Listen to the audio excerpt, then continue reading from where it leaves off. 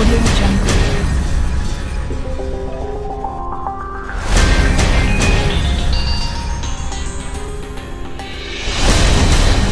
Audio Jungle.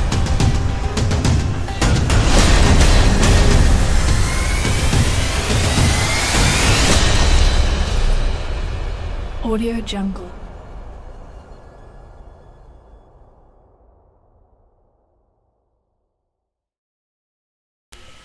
Assalamualaikum warahmatullahi wabarakatuh. Selamat pagi anak-anakku semua.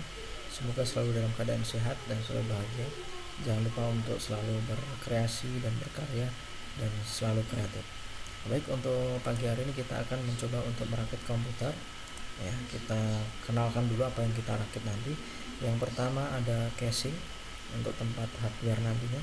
Kemudian ada power supply berfungsi untuk mengalir listrik ke masing-masing komponen.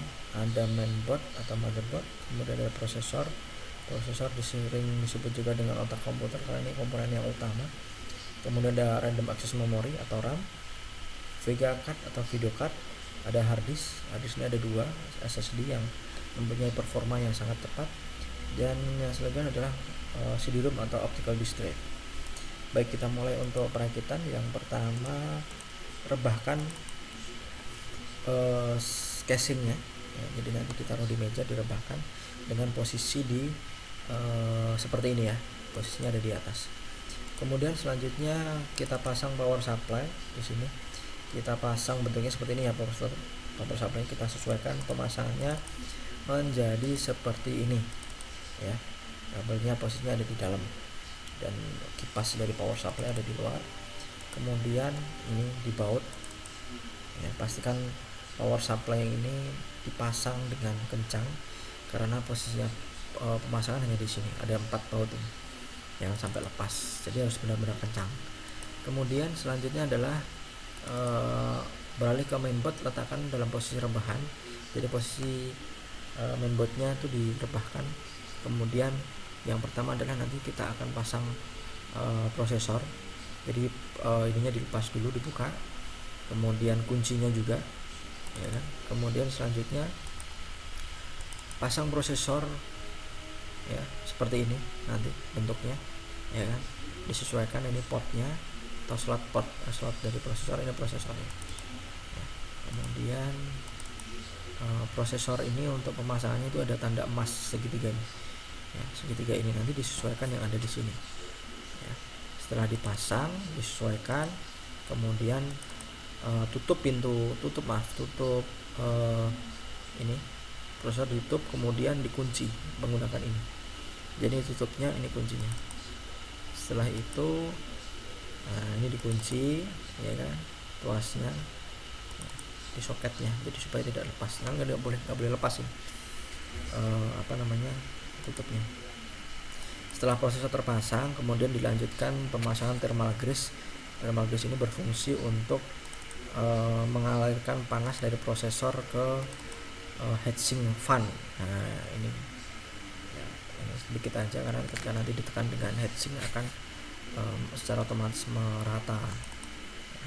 Kemudian ini heatsinknya yang putih ini aluminium, kemudian ada lagi ini kipas fannya ya, jadi dipasang seperti ini, tidak boleh goyah. Jadi ini kuncinya di sini, kuncinya ini harus benar-benar terpasang dengan benar, nggak boleh goyah. Kalau goyah nanti panasnya tidak akan mengalir ke fan, jadi prosesor nanti akan panas, kemudian panasnya dialirkan oleh thermal grease tadi sampai ke heatsink, kemudian didinginkan oleh fannya. Fan itu bisa dibilang dengan kipas.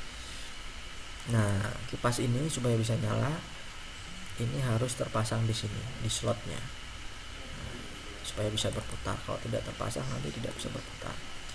Nah, selanjutnya adalah RAM atau random access memory. Slotnya ada di sini ya. Jangan menyentuh tembaganya ini ya, karena tembaganya di sini nanti bisa kurang maksimal kotor nanti bisa tidak terbaca. Nah, cara pasangnya seperti ini. Pastikan tandanya ini dengan slot yang ada di sini ini harus sama ya.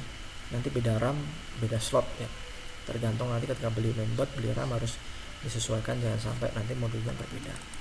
Kemudian cara pasangnya, tekan pada sisi kanan dan kiri RAM secara bersamaan, nanti secara otomatis kunci dari RAM ini akan mengunci secara otomatis ya. Jadi antara yang sini dengan sini ditekan bersamaan, maka secara otomatis akan terpasang.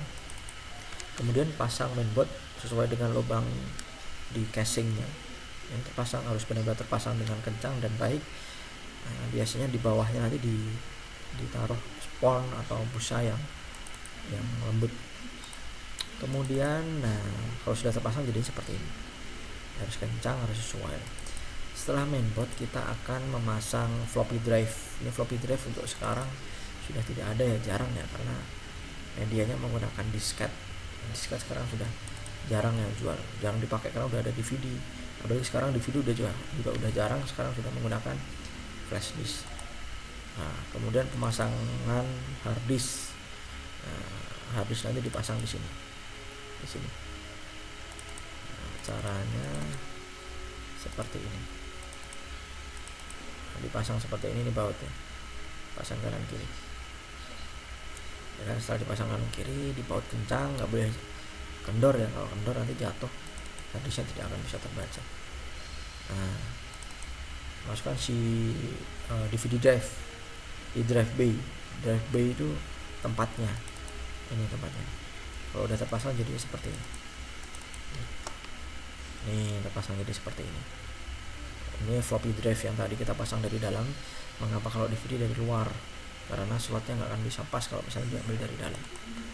Kemudian ada lagi buka penutup logam pada bagian belakang casing yang berhadapan dengan slot kosong yang akan kita gunakan PCI HDMI PCI Express di sini.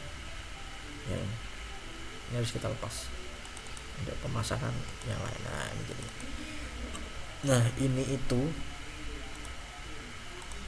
Yang ini video card itu jadinya dipasangnya di sini. Ini ada PCI Express-nya untuk LAN dan seterusnya. Ini ada VGA-nya, ada sound card-nya. Gitu. Kemudian ada lagi ini kabelnya. Ini kabel nanti akan dipasang di masing-masing hardware.